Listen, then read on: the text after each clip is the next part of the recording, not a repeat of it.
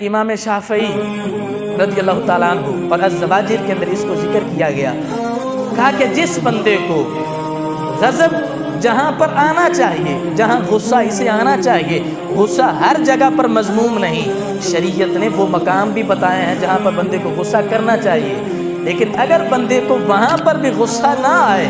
الزواجر والے کہتے ہیں اور امام شافعی بھی اس کے اندر موجود ہیں، وہ فرماتے ہیں کسی کو جہاں غصہ آنا چاہیے، شریعت نے جہاں کہا ہے کہ یہاں غصہ آنا چاہیے، ایسے بندے کو اگر غصہ نہیں آتا تو وہ مرد نہیں، وہ عورتوں کے مشابہ ہے، فرقہ نہیں، عورتوں کے نہیں، وہ حشرات الارض کے مشابہ ہے۔ اور اس کی وضاحت کرو تو امام شافعی فرما رہے ہیں وہ بندہ نہیں، وہ تو گدھا ہے، جس کو ایسے معاملے پر بھی غصہ نہیں آ رہا۔ آج کتنا فخر کرتا ہے وہ باپ، وہ بھائی کہ جس کی بیٹی یا بہن سوشل میڈیا پر اپنے جسم کی نمائش کر رہی ہے، لیکن یہ آگے اس کو روک نہیں رہا، اس کو قدرت بھی ہے کہ یہ منع کر سکتا ہے، لیکن یہ اس پر فخر کر رہا ہے کہ میری بہن ٹک ٹاک پر آ کر اپنے جسم کی نمائش کرتی ہے، اس کے اتنے ہزاروں فالوور ہیں، تیری غیرت مر چکی ہے کہ تجھے غیرت ہی نہیں آ رہی۔ اور جس کو ایسے مقامات پر غیرت نہ آئے، شریعت اس بندے کو دیوس کہتی ہے، وہ بندہ فاسق ہے، فاجر ہے،